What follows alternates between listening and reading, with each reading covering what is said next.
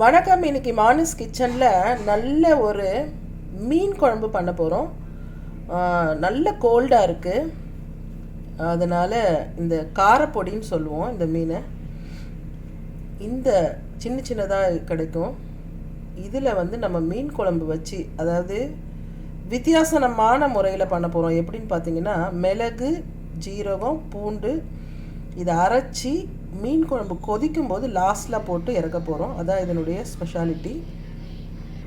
வாங்க எப்படி செய்கிறதுன்னு பார்க்கலாம். இதுக்கு ஒரு 1/2 kg நான் ஃபிஷ் எடுத்திருக்கேன், காரப்பொடி. இன்னும் இந்த ஹெட்டை வந்து அவங்க கட் பண்ணி கொடுத்துட்டாங்க. நீங்கள் ஹெட்டோடு போட்டிங்கன்னா இன்னும் நல்லது.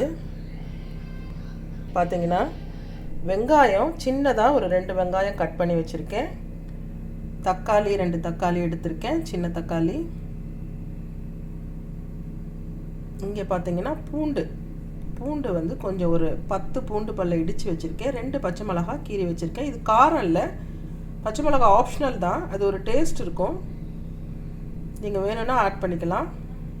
அடுத்து நீங்கள் பார்க்க போகிறது தாளிக்கிறதுக்கு தேவையானது. நான் எப்போவுமே மீன் குழம்புக்கு கொஞ்சம் ஃபெனல் சீட்ஸ், அதாவது பெருஞ்சீரகம் ஒரு 1/2 டீஸ்பூன் எடுத்திருக்கேன். பெருஞ்சீரகம் எடுத்திருக்கோம். அடுத்து குமின் சீட்ஸ் ஒரு 1/2 டீஸ்பூன், ஃபெனுக்ரிக் வெந்தயம் ஒரு 1/2 டீஸ்பூன், கடுகு ஒரு 1/2 டீஸ்பூன் எடுத்துக்கோம். இது தாளிக்க தேவையானது. இப்போது பேனில் காஞ்சிருச்சு. நல்லெண்ணெய் ஒரு 2 டேபிள் ஸ்பூன் ஊற்றிக்கலாம். ஒரு 2 டேபிள் ஸ்பூன் அளவுக்கு நான் ஊற்றுறேன். நல்லெண்ணெய்ன்றதால நீங்கள் ஒரு 3 டேபிள் ஸ்பூன் கூட. இப்போது தாளிப்பு எல்லாத்தையும் போட போகிறோம் மொத்தமாக. அடுத்து பார்த்தீங்கன்னா ஆனியன் கட் பண்ணி வச்சுருக்கோம், அதை ஆட் பண்ணிக்கலாம். இது நல்லா ஆனியன் எப்போவுமே கொஞ்சம் நல்லா ப்ரௌன் கலரில் வரணும், அப்போ தான் அது வந்து டேஸ்ட் இருக்கும். இது நல்லா ப்ரௌன் கலரில் வதங்கினோடனே, இன்னும் கொஞ்சம் ஒரு 5 மினிட்ஸ் வதங்கினோடனே நம்ம இந்த பூண்டு இடித்து வச்ச பூண்டையும் 2 பச்சை மிளகாவையும் ஆட் பண்ணிக்கலாம்.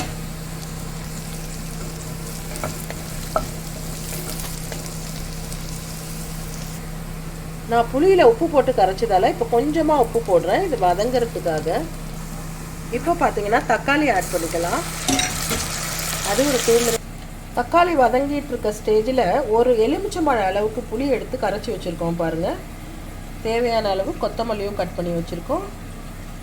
இப்போ இந்த கொத்தமல்லியில் கொஞ்சமாக எடுத்து குழம்புல இப்போ கொஞ்சமாக போட்டுக்கலாம். லாஸ்ட்டு இறக்கும்போது கொஞ்சம் இப்போ தக்காளி நல்லா வதங்கிருச்சு. இந்த ஸ்டேஜில் ஃபார்ம்லேருந்து வாங்கிட்டு வந்த கத்திரிக்காய், ஒரு பெரிய கத்திரிக்காவை கட் பண்ணி. வரும் வாரங்களில் மானுஸ் கிச்சனில் இந்த சிடி ஃபார்முக்கு போன காய்கறிகளை சமைச்சு காட்டுறேன்னு சொன்னேன். இன்றைக்கி மீன் குழம்புல அந்த கத்திரிக்காய் தான் நம்ம போட்டிருக்கோம்.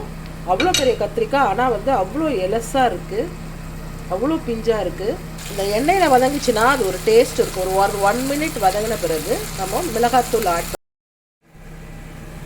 இந்த மிளகாத்தூள், அதாவது இது எல்லாமே கலந்து அரைச்சிது. அது இல்லாமல் காரத்துக்காக வெறும் சில்லி பவுடர், கலருக்கும் ஒரு ஸ்பூன் மட்டும் ஆட் பண்ணுறேன். அதே மாதிரி மஞ்சத்தூள் ஒரு 1/4 டீஸ்பூன் ஆட் பண்ணியாச்சு. இப்போ எல்லாத்தையும் மிக்ஸ் பண்ண வேண்டியதுதான். இப்போ இந்த ஸ்டேஜில் நீங்கள் இந்த புளி தண்ணியை ஊற்றிடலாம். இப்போ தேவையான அளவு தண்ணி, நான் இதுக்கு 1 கப்பு தண்ணி வந்து இன்றைக்கி எடுத்திருக்கேன்.